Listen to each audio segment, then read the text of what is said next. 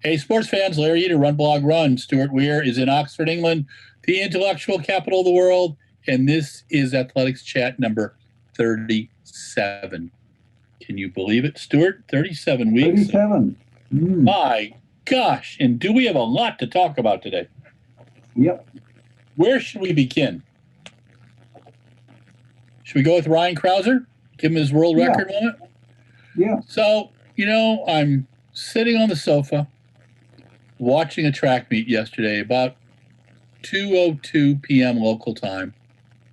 And Lewis Johnson and Sandy Morris are the color commentators.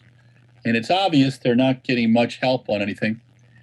And we see a shot put just about ready to go. No announcement on it.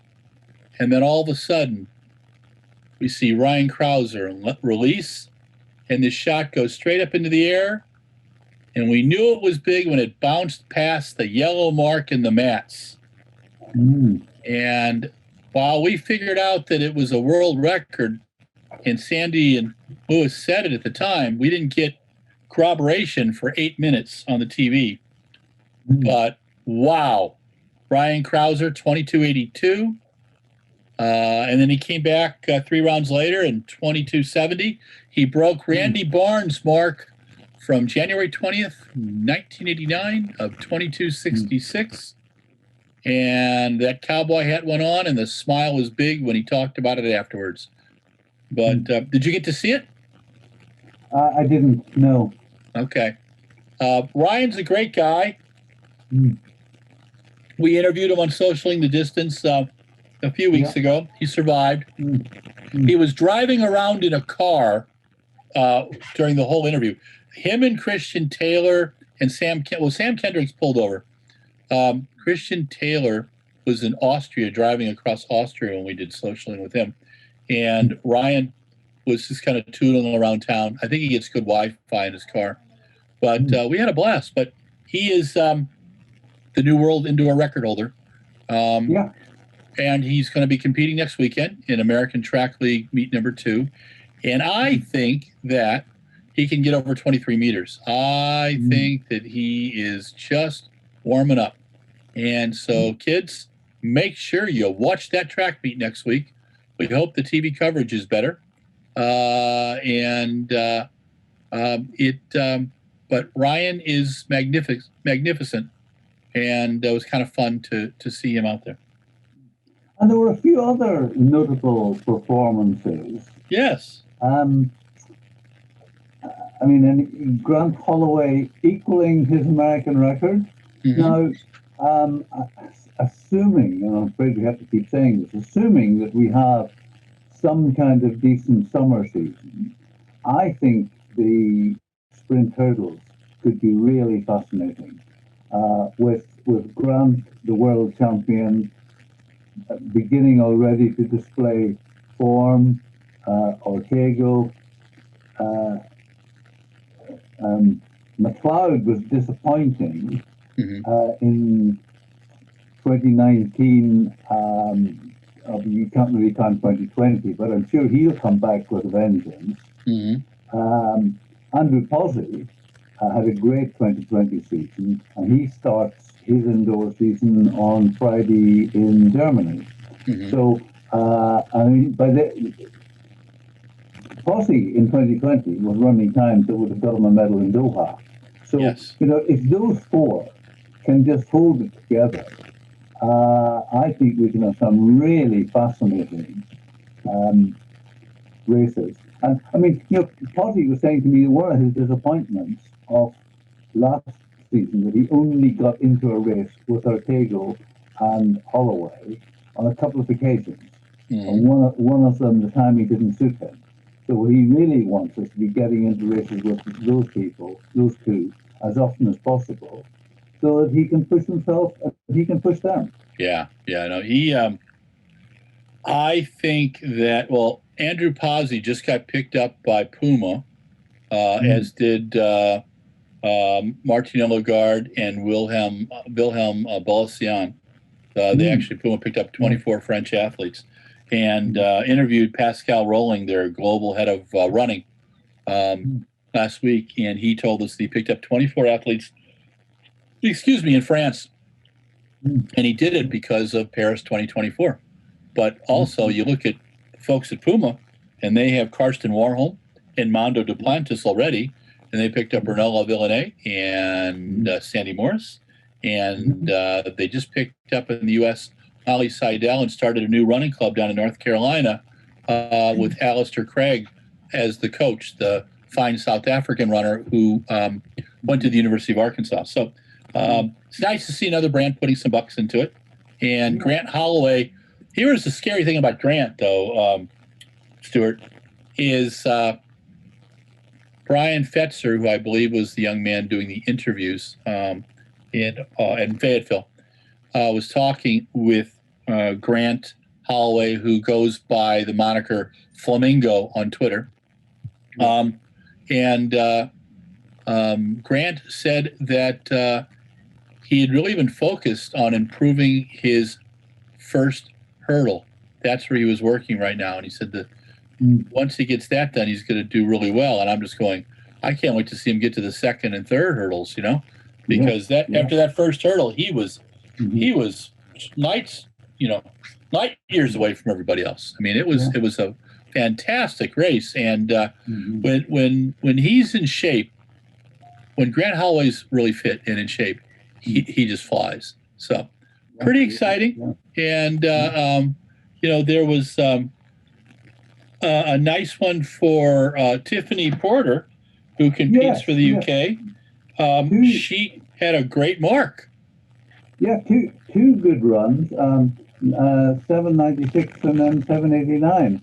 Yeah, I exchanged messages with her, and she was delighted because, of course, she had a baby, didn't compete in the 2019 season, was going to compete in the 2020, but it didn't really happen. So she didn't get out of the States. And so it'd be good to see. I know that she has certainly got ambitions to make it to Tokyo. That's cool. That's cool. Yeah. And just since you mentioned Brits, Adam Jamili had his first and last indoor race of the season. I read on social media. What did he do? He didn't make the final, but I don't think he was too bothered. Daryl Nita, who's now come to work with Raina Ryder. I always thought she is an athlete with a lot more potential than she has produced. I mean, she's a stalwart off the relay team, but individually she hasn't quite made it yet. And so it'll be interesting to see what she can do working with Raina.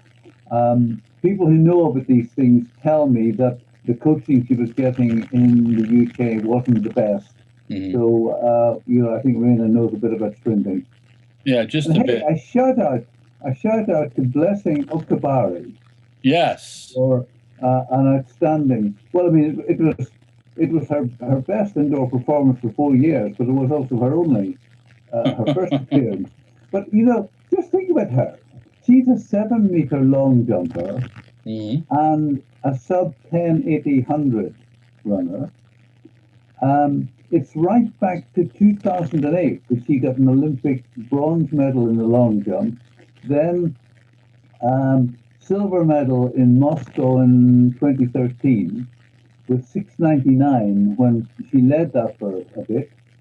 And she had so many injuries, and part of the problem, she once told me, was that she loved long jumping, but her body didn't. And her long jumping was messing up her sprinting. Yeah. And also, I've asked her a couple of times, which is your best event? And she said she doesn't know, but jumping's her favorite event. But it'd be lovely to see her. I mean, she's 32, but I'd just love to see her having a last couple of good years and see what she can achieve. It's interesting with Blessing. I remember seeing her at the Commonwealth Games, and we've obviously seen her over the last 10, 12 years, and with her country's relay teams as well. But I remember having this conversation with Tiana Bartoletto because she would go through these times where she would just do the sprints and then do the long jump. And she told us recently that when her sprinting was on, her long jump would be on, but she had to take time to get her steps down and not just go too fast, not push through it. So it's all, it's about how people perceive things. And I think that, it's been fun. It was funny at the meet yesterday. Some of the performances, we were just highlighting a few of them. And I also thought that we should talk about our friend Trayvon Bermel. Yes. Trayvon has been injured off and on since 2016. I think the last time he was healthy was when I saw him at Manchester on the City Games and got to spend some time with him. And yes, me too. I like Trayvon. He was overcome with emotions yesterday after that 648. He just looked fantastic. And he thanked Coach Raina Ryder. But he also, and this is the thing we've got to check with Raina on, Raina has promised to do TikTok now and do a little TikTok video. So that's going to be quite popular. And, we're going to put it up. We're going to put it up everywhere. So Raina, you've got some challenges here. So we're going to have to see what you can do there. But I think that, it was really nice to see Grant do well. It was really nice to see Ryan. It was really nice to see Trayvon. There was some good performances on the women's side. The pole vault was a little less than what we expected, but Katie Najat had had COVID in January or in December, and she's just starting to feel human again. We did an interview with her this last week, and we'll be posting that. And I just think that I think athletes, when you're at that higher level of fitness and you get hit with something, you've got a lot more to deal with. And that's the challenge right there. So we will have to see how that goes. And then, one thing on that to throw out, Adam Jamili put on social media a picture of him and about 20 other athletes at the meet, all sitting very close to each other. Yeah. One of the 20 wearing a mask. Oh boy. And that just bothered me again, that if athletes are not taking this seriously, this is something which has killed 100,000 people in my country. Yeah. There are 40,000 people in hospital with it at the moment. And it's not just the old. No. And that's the thing that people don't understand. It was I have a friend, a doctor in Italy, and I got a couple calls when the first stuff hit in Italy, and it scared the hell out of me. I thought it was like the Black Plague. And what's happened in the U.S., I've been going between Wisconsin and California, and really concerned each time we fly. Got to be careful that we're going to get sick. And going to California this last time, I got out of the house to walk, but I wasn't around anybody for 14 days. And when I came back here, the first thing Kathy and I did was we stayed in the house, and for pretty much 14 days, we'd go get our coffee. We would, but everything was a mask. And last night I'm out walking, and there's a drinking establishment where young folks hang out.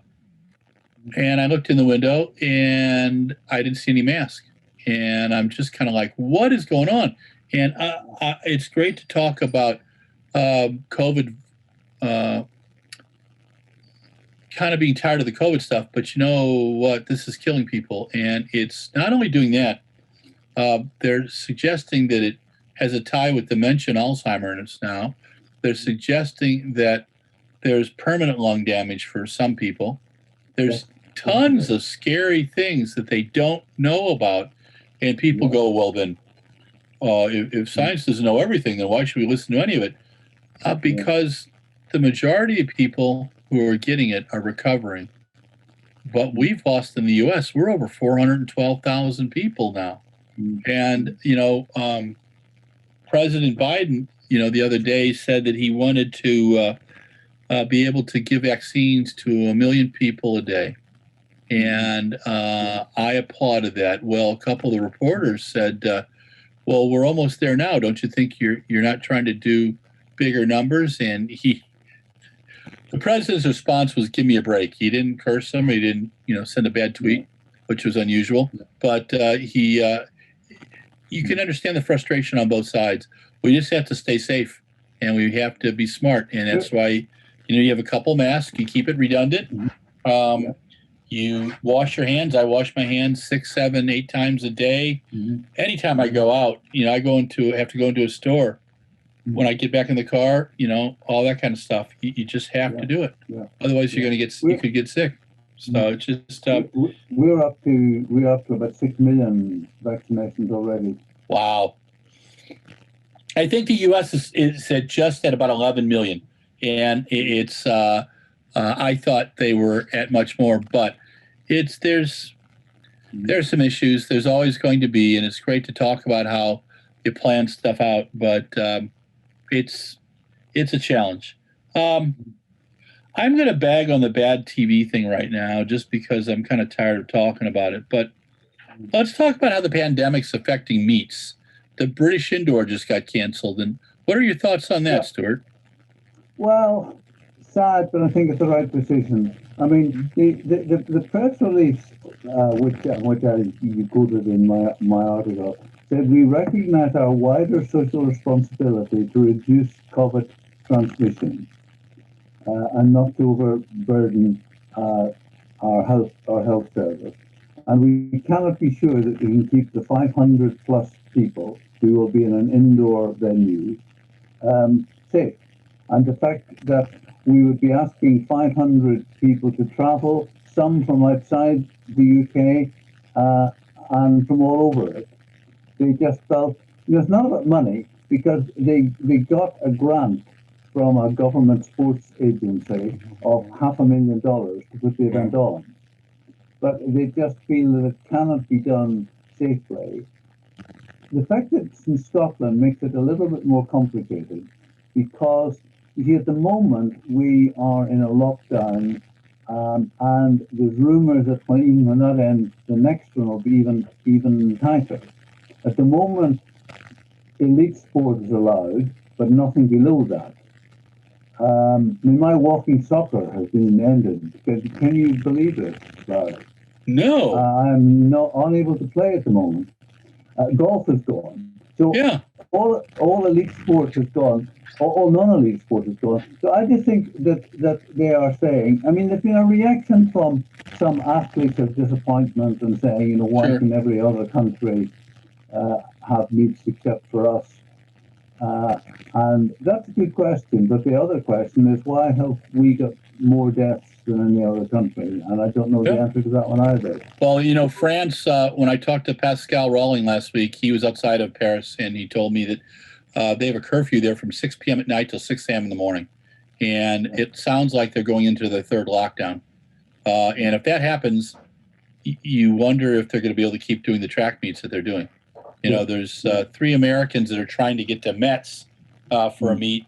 Mike Rogers, Darren Kemp, and one other athlete. I'm going, hey guys, how the hell are you going to do that? Can you get back? The U.S. just announced that they're going to do a lockdown or lockout for South Africans who, with the exception of South Africans who are American citizens, you're not going to be able to get in the country for a while. And I think that President Biden's going to shut stuff down. I know right now that, the Milrose game was canceled because because they took the facility over. Presbyterian Hospital took it over to do COVID vaccines. And since we're not going to have this up until tomorrow, there'll be a press release tomorrow from the New Balance indoor meet that they're moving from Boston to Newark, and they're going to be in the Seabreeze Center, which is a really fast track, a wonderful facility, but it's not it's not Boston, and that's the whole issue, and so it's going to be we're going to have to juggle, and I think that the guys, the men and women putting on meets, I respect what they're doing. Yeah. I think putting something on in a pandemic is amazing. That's why the meets in Oslo, Stockholm, and Monaco were incredible, you know. And the Monaco meet, the guy should get an award for forever, because that wasn't just good during a pandemic. That was fantastic anytime. And our hats are off there, and he kept people safe. But the situation in Europe at the moment is worse now than it was then. I mean, I know that it's winter, and that magnifies it. Yeah. But, yeah, I don't know the situation. I know that Dina Asher Smith is announcing that she is running in, I think it's 2 in Germany and 1 in France. But and I don't know whether there is an exemption for elite sports people. But you know, she's or whether there may be consequences of going, or whether going from country to country is going to be as easy as people think. Certainly, I mean, France has had a lot of protests about how tough their regulations are, and we're a bit the same. So it's a difficult time. And then, you know, last week there was this story about Tokyo, saying, quoting an unnamed source in the government, saying that the decision had been taken to call it off, and they were trying to work out how to announce it. And of course, that was immediately denied by the government and by the IOC. But, you know, I don't believe the newspaper made it up, and it seems unlikely that an official would made it up if it's not been seriously considered. I mean, there was I just didn't want to think. There was an interesting quote today from Steph Reed, the athlete who's also a vice president of British Athletics, saying, "Please respect athletes and the official lines of communication. If you have evidence contrary to what we're being told, then yes, report it. But please, reporting the personal opinion of an unnamed Japanese government official is not helpful." And that's a good point. Last week, I wrote a column that said, suppose they gave an Olympics and nobody was allowed to go. And I tried to keep it gentle. I talked about my memories of various Olympic visits and how much I wanted to go to Tokyo, but I'm worried about what's going to happen. But in the scheme of things, I don't want to see thousands of people die. I was sent a communication by someone in the Japanese media, and they said that some of it I got right and some of it I got wrong. And and again, this is this person's opinion, but they feel that the IOC wants to cancel the Tokyo Olympics, but that the Japanese government will not let the LOC cancel anything until they have 2032 guaranteed, because they've dropped $14 billion. And unless the IOC is going to write a big check, and I think the truth is somewhere in between. I think Thomas Bach is stuck between a rock and a hard place. However, he's so darn imperious, and that whole "we" thing really drives me crazy. He's not the Catholic Church or, you know, a Protestant faith, but boy, he sure acts like it's a world religion. And as much as I admire Seb, and 95% of the time I agree with him, I think he's got to be careful between his World Athletics collar and his IOC collar, and he wants to keep Bach happy because Bach is still annoyed about the whole giving the award to Tommy Smith and John Carlos when Mr. Bach called what the Black Power salute that Norman, Carlos, and Smith did in 1968, which damaged them financially, emotionally. They still get hate stuff about the two that are alive. And Mr. Norman, his family was treated terribly. It was not self-marketing. It was a protest. and protest needs to be allowed. The beauty of the Olympics has been for how many thousands of years that in the ancient Greek times, war stopped during the Olympiad. And, we've been very lucky.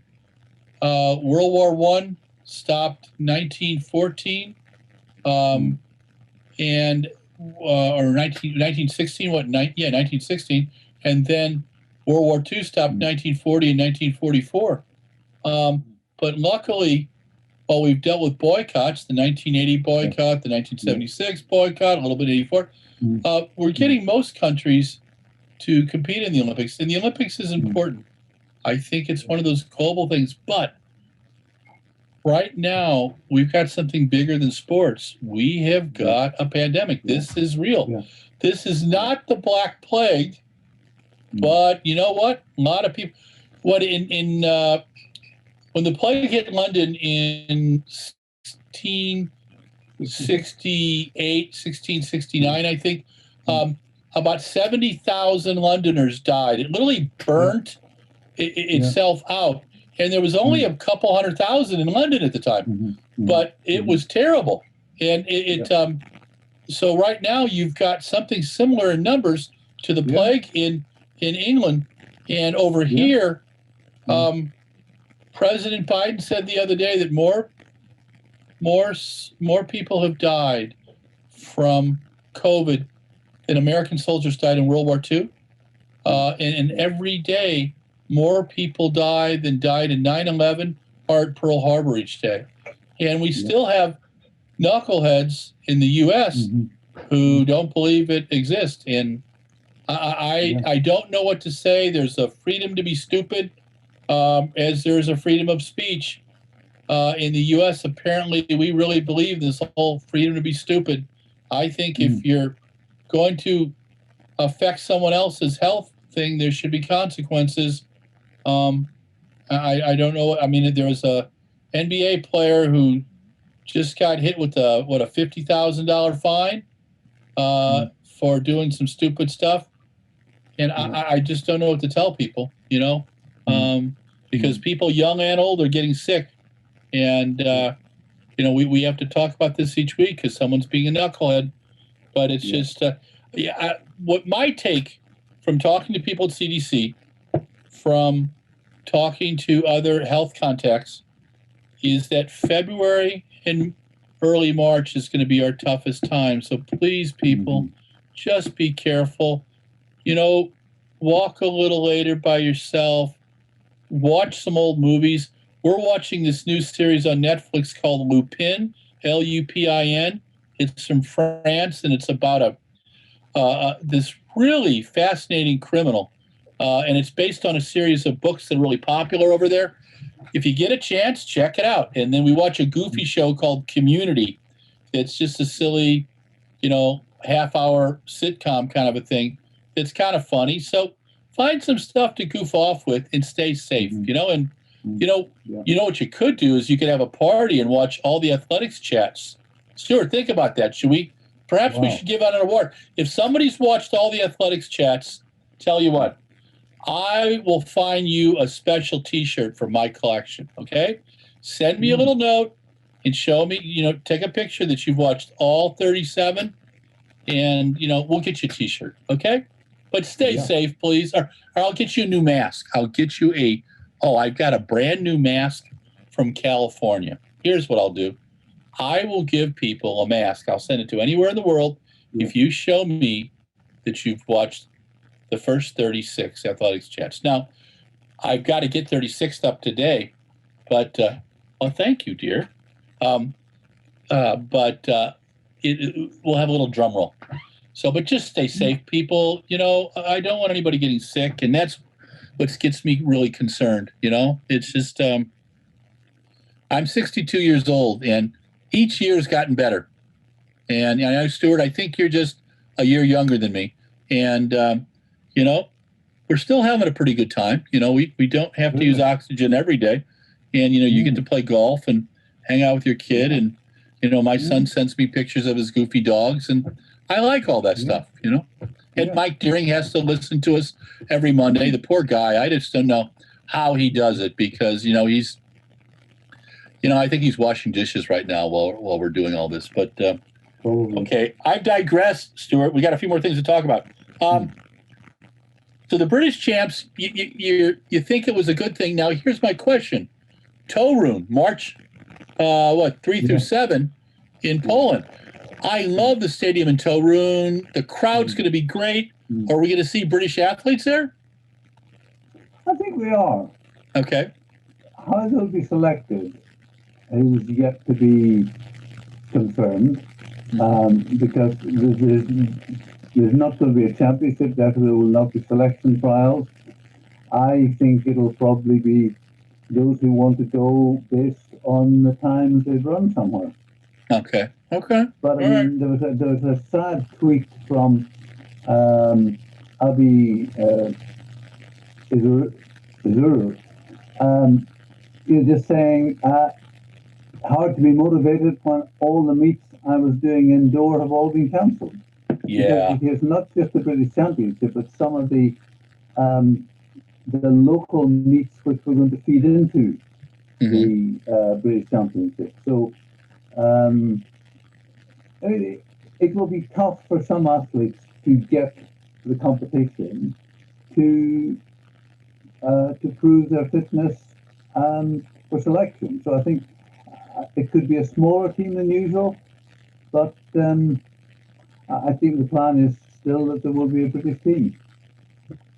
What has happened to, you and I would see each other most winters in Birmingham for the indoor meeting, and then we'd also see each other at the British Champs.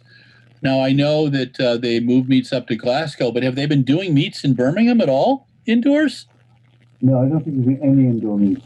I mean, a decision was taken this year that they would not have an indoor. I mean, if you go back 2 or 3 years, there used to be one in Glasgow and one in Birmingham, and then television said we only want one, so therefore the other one wasn't really viable. That's too bad.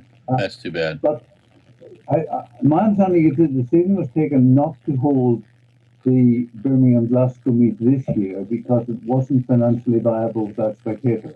There's always the rumour, which is denied but perhaps not strongly enough, that Djokovic isn't that excited about meets.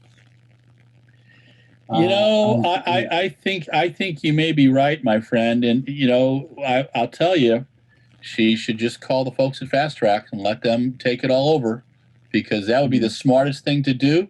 Sit back, collect the money, and let Alan Pascoe and Ian Stewart and that crew do their jobs. I mean, Cherry Alexander's looking for stuff, and they could do it.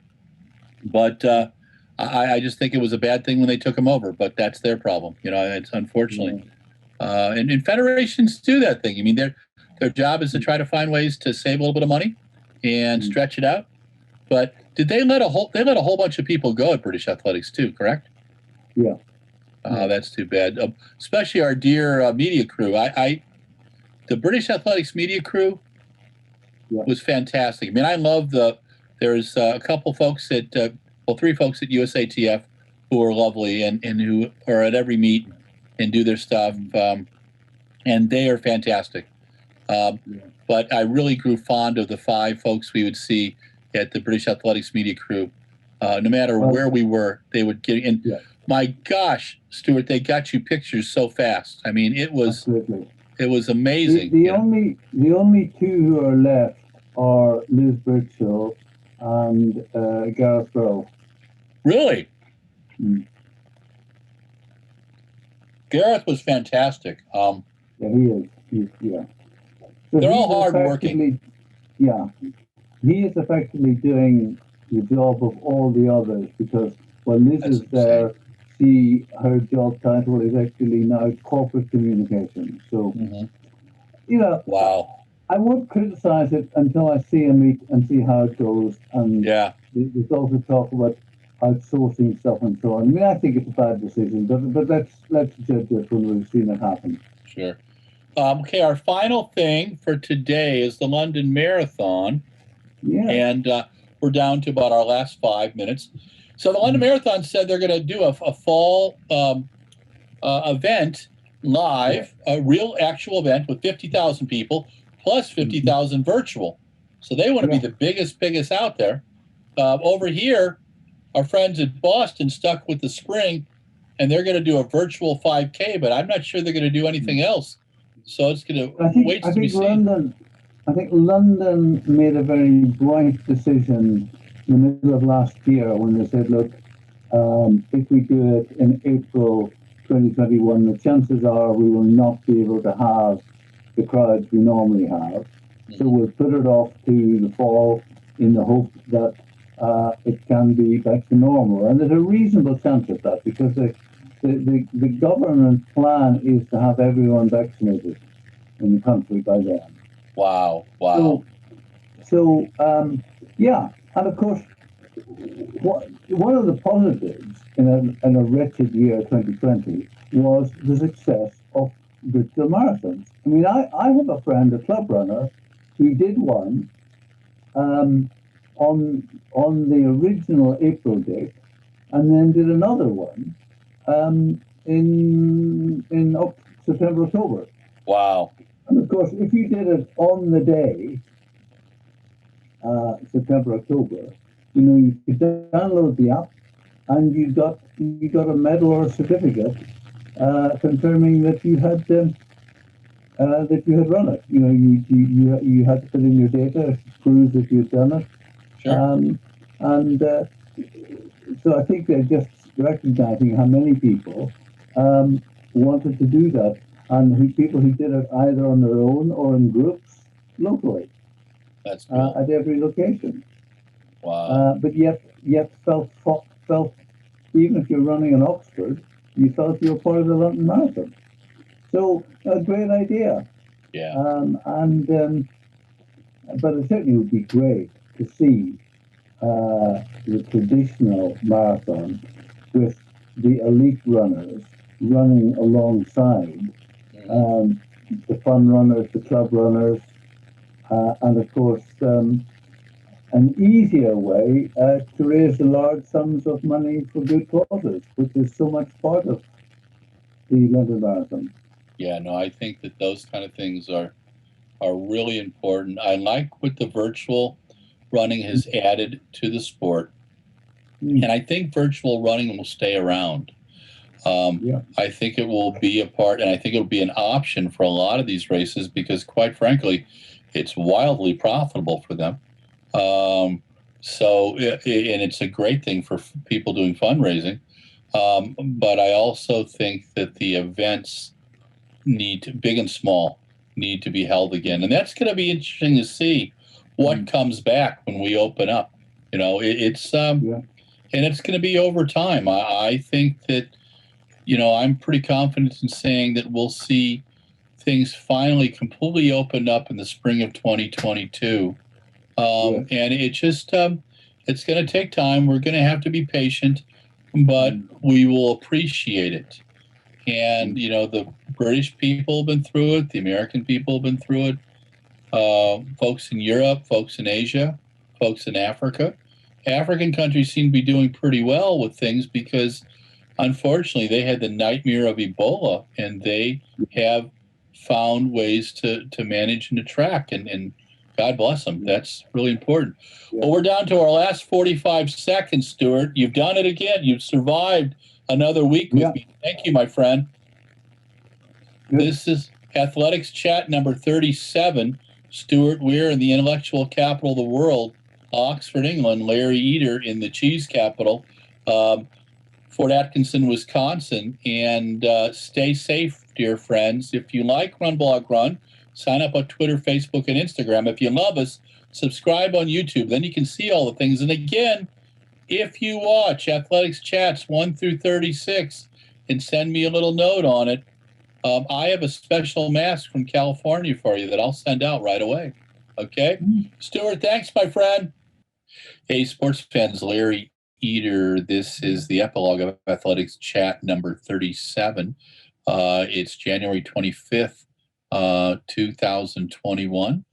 And you know the drill. Stuart Weir, our European correspondent, lives in plays golf in Oxford, England, the intellectual capital of the world. I live part-time in Fort Atkinson, Wisconsin, and also in San Jose, California. Fort Atkinson, Wisconsin is part of the cheese capital, the cheese empire that is Wisconsin. And yes, there are happy cows in Wisconsin. They just don't smoke the weed that they do in California. Okay? So I digressed. But anyway, we had some great topics today.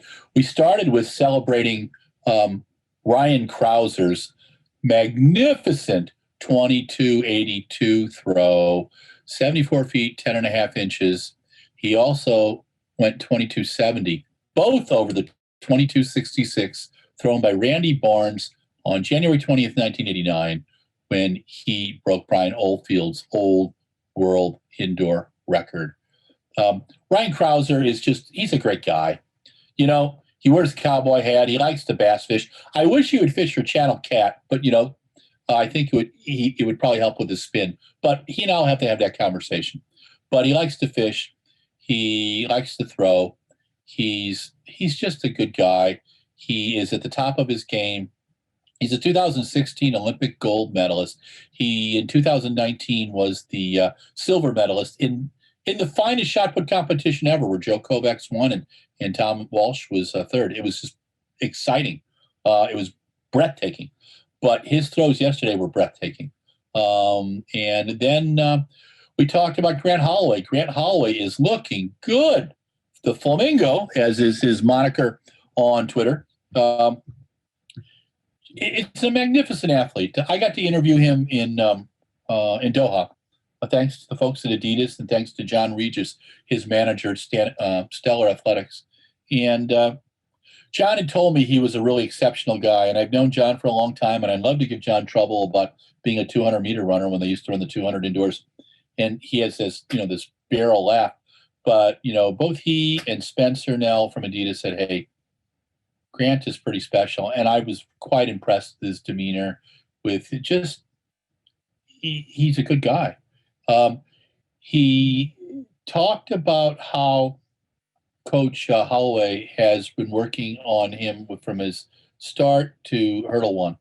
And I can't wait to see him when he's working on hurdles 2 and 3, because the guy screamed. It was a 7:38 opener in his heat. And you're kind of going, okay. He went 7:35 in the final, which equaled his March 2019 American record. After the first hurdle, there was light years between him and everybody else. It was magnificent. There were some other fine performances at the American Track League first meet. I had some tweets about it. I celebrate that they put the meet on. I celebrate that you do a meet during the pandemic. I'm frustrated that sponsors would not come in and help such a noble effort, because the athletes loved the meet and they needed it. I think we got to get some sound of fans in there like they do outdoors. But I also think the industry's got to help more. And I did a conversation with Larry today about that. So you guys will have seen it by the time this gets out. Also, the Tiffany Porter, her best hurdling since 2016. And she just had a baby, and then 2020 was kind of a blah year for her. But she went 789 and 786, pretty rocking. And so that was really, really good.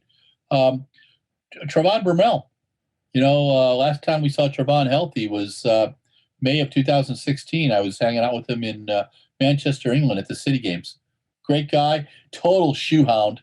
We went to the New Balance outlet store, and the guy walked away with like 20 pairs of really cool shoes.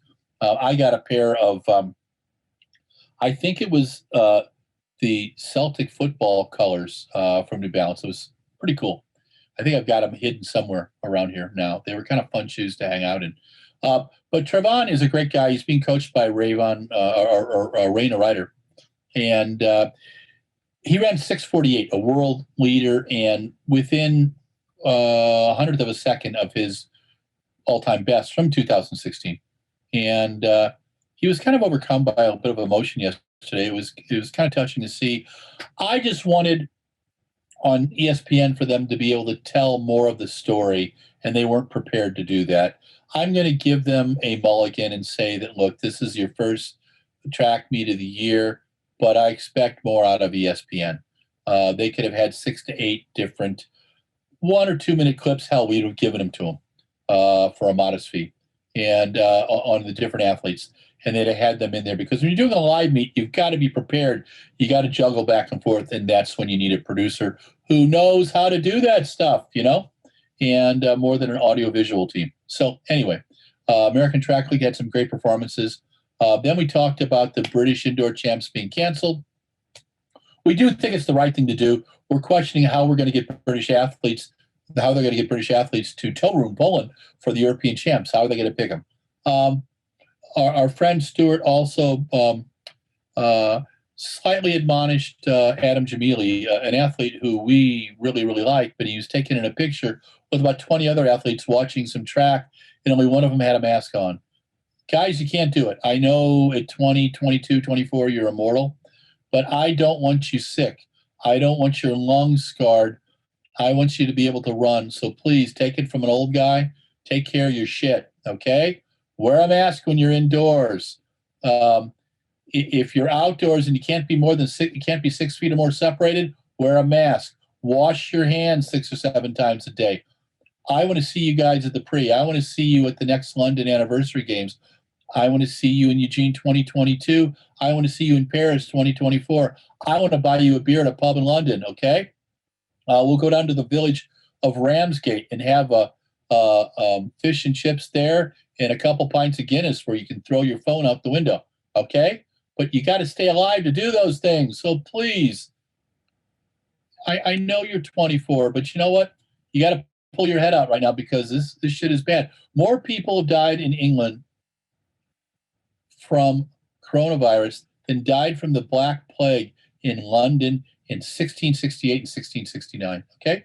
Go take a look. I actually did my homework.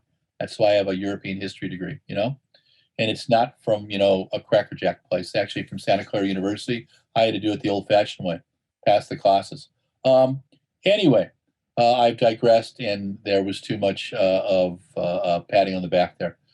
So the next thing is London Marathon. So they're going to do an actual event in the fall, 50,000 people. Then they're going to do a virtual with 50,000, so they'll have 100,000 total. These virtual events are here to stay, and they're good, and they're cool. And who is it? Emily Sisson ran 2:38 on her virtual marathon for lovely New York, and that's pretty cool. Which tells you how fit that woman is. And then also, I think virtual events are going to stay around. How regular races come back waits to be seen. I hope to be able to do a few of those down the road. So we'll keep our fingers crossed. But people, please stay safe. We'll watch American Track League meets 2, 3, and 4 and keep you updated on that. We'll watch the New Balance Indoor, which will be moving from Boston to Newark, New Jersey. The announcement is on Tuesday. And because they took the Reggie and they're going to use it for vaccinations. But at the end of the day, tell your family you love them. Tell your friends thank you. Stay safe. Wear a mask indoors. Wear a mask outdoors if you can't be 6 feet separated. Exercise daily. Hydrate yourself. Eat well. I'm doing this Whole30 diet with my girlfriend Kathy, and I've done it for 2 weeks. And it's rather severe. It's about controlling intake, especially of processed foods. And if anybody knows me, they know that it's been a long time since I haven't had a glass of wine for 2 weeks. So I haven't had any desserts for 2 weeks. I haven't had any processed sugar or processed food. Almost everything is fresh. We watch stuff. Our new discovery is heart of palm spaghetti, which is really good. It's so al dente, it rocks. We've been putting it in puttanesca, and I actually like it better than regular pasta. But I'm kind of weird like that. So anyway, veggies are good. Fish is good. Lean meat is good. Got to exercise. Move that body. Ernest van Aken, who was a German physiologist and who trained a lot of the top women marathoners in the 70s, studied the Tarahuma Indians in Mexico. And his theory was, as you're getting fit, if you need to walk 10 minutes 6 times during the day, that's great.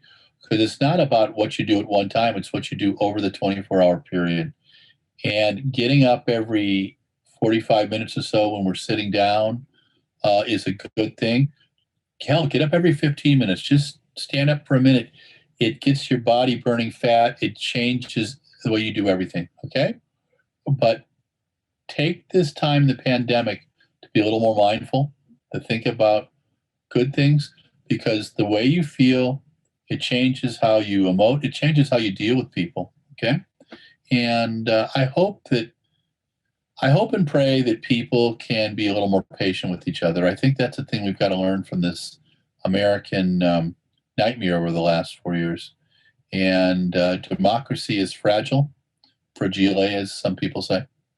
And it's a noble experiment, and I would like to see that experiment last a while longer. So stay safe. Thank you for listening to my diatribe. Thanks to Stuart today. Thanks to Mike Deering every day for putting up with all my stuff and for recording. And if you like RunBlogRun, like us on Facebook, Twitter, and Instagram. If you love us, subscribe on the YouTube.